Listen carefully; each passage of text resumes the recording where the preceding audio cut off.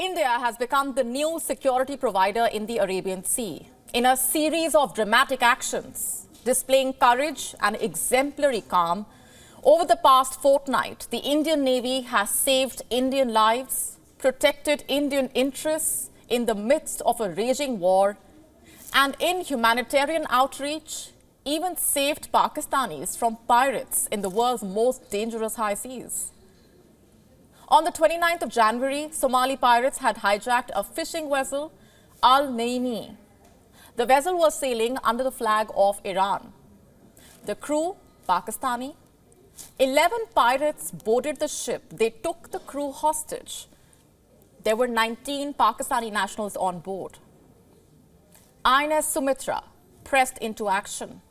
It located the hijacked vessel, intercepted it. The Indian Navy commandos coerced the pirates into releasing the crew and the vessel. And just before this rescue operation, the Indian Navy had saved another ship. The Somali Pirates had hijacked another Iranian fishing vessel, FV Iman. There were 17 fishermen on board. Somali Pirates boarded this ship along the east coast of Somalia. The crew was taken hostage. The distressed ship sent out an SOS message. The Indian Navy responded. ALH Dhruv choppers on board INS Sumitra encircled the hijacked vessel. Indian commandos issued a warning to the pirates. The armed pirates fled. Indian Navy commandos then sanitized the hijacked vessel, following which it sent sail for onward transit. Something happened on the 27th of January, but did not come to light until this evening. A Sri Lankan fishing vessel named Lorenzo Putha was hijacked near the coast of Somalia. 3 pirates boarded the ship. The Indian Navy deployed INS Sharada. It also tasked Hale Sea Guardian to locate and intercept the hijacked ship. The defense forces of Seychelles and the Sri Lankan Navy joined the operation, and in collaboration with them, the Indian Navy ensured that the 6 crew members on board the fishing vessel were freed. The pirates surrendered, and the vessel was released. It's not just anti-piracy operations. The Indian Navy has also been rescuing vessels from Houthi attacks at sea. Over the weekend, Houthis attacked a British oil tanker in the Gulf of Aden. MV Marlin Luanda had caught fire. There were 23 crew members on board. Of them, 22 were Indians. There was also a Bangladeshi national on board. INS Vishakhapatnam rushed to the site. 10 Indian personnel boarded the burning vessel with firefighting equipment. They helped douse the flame. In a video, Captain Abhilash Rawat, the master of MV Marlin Luanda, thanked the Indian Navy.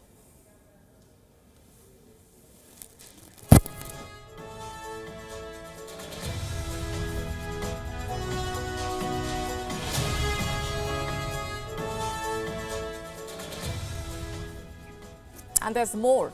In the first week of January, a Liberian-flagged vessel, MV Lila Norfolk, was in distress. The ship was carrying cargo from Brazil to Bahrain.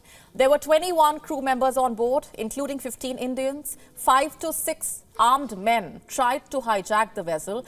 The ship sent out a distress message. The Indian Navy responded. The pirates fled the ship. The Indian Navy's Marcos commandos boarded the hijacked ship, sanitized it, and rescued the distressed crew.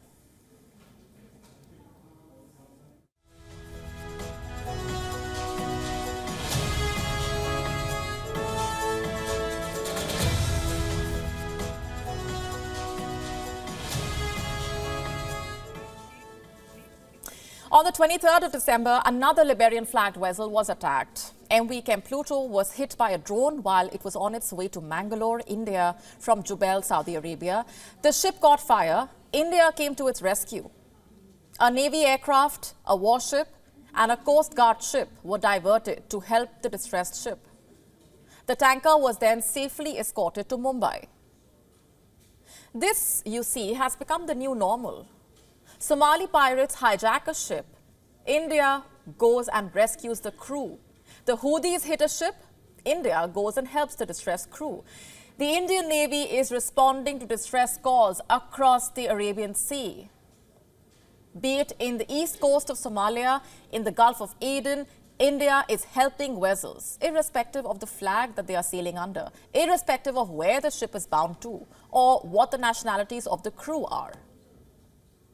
Just tell me one thing. What are the other navies in the region doing? Why are they not coming to the aid of the distressed ships? Are they not capable enough? Where is China?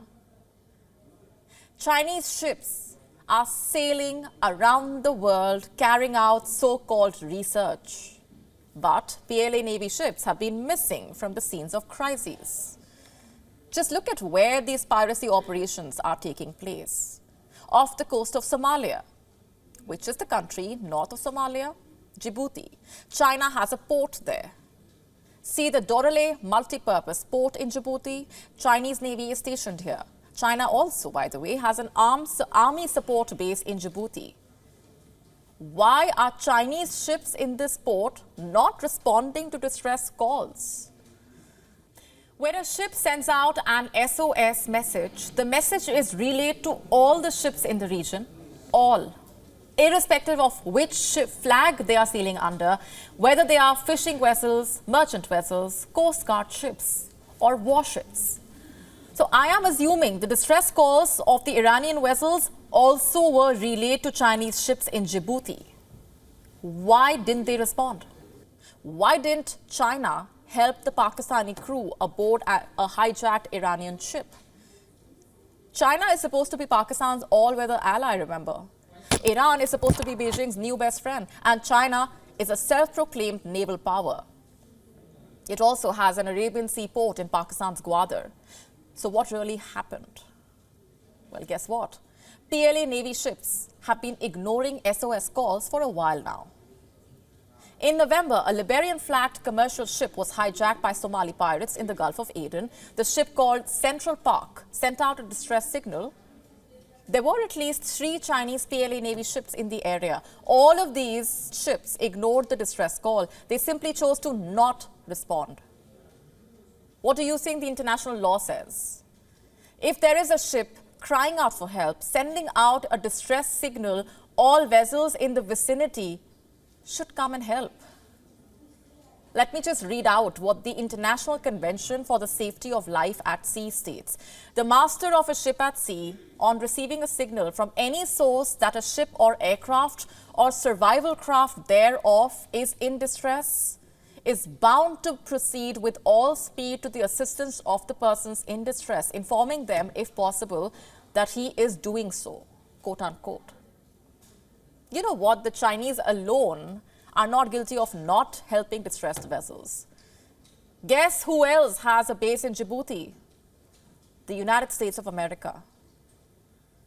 This is Camp Lemonnier. It is the U.S. naval base in Djibouti. Are we to believe no American ship was at this port to help out the ships hijacked by Somali pirates?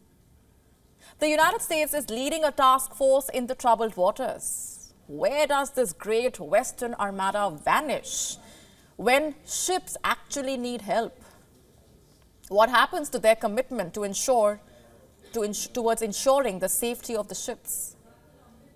The U.S. Navy's Carrier Strike Group 2 is in the region. It includes USS Dwight D. Eisenhower, Arleigh Burke-class destroyers, USS Gravely, USS Laboon, USS Mason. British destroyer HMS Diamond is in the region. Canadian armed forces have deployments in the Red Sea, Bab el-Mandeb, and the Gulf of Aden, as does Denmark. These countries are supposed to be conducting joint patrols. This map gives you an idea of the military deployment at sea. Navy ships are marked in blue. Just look at how many of these arrows you see near Somalia or in the Arabian Sea. These are just a fraction of the total deployment, like we will show you, as most military ships have their tracking devices turned off. My point is, all of these ships, and yet somehow it is only the Indian Navy that is stepping in each time to rescue the distressed vessels. And I can't help but ask once again, are the other navies not capable enough? Indian commandos are risking their lives to save Pakistanis at sea, to save Iranian fishermen to save burning British ships, Liberian flagged ships. India is carrying out these daring missions without flexing its muscle, with zero vested interests, without high-handedness. The Indian Navy is following the protocol, acting as per the established SOPs. Time and again, India is proving to be the only reliable security provider in the Arabian Sea. WION now available in your country. Download the app now. Get all the updates on the move.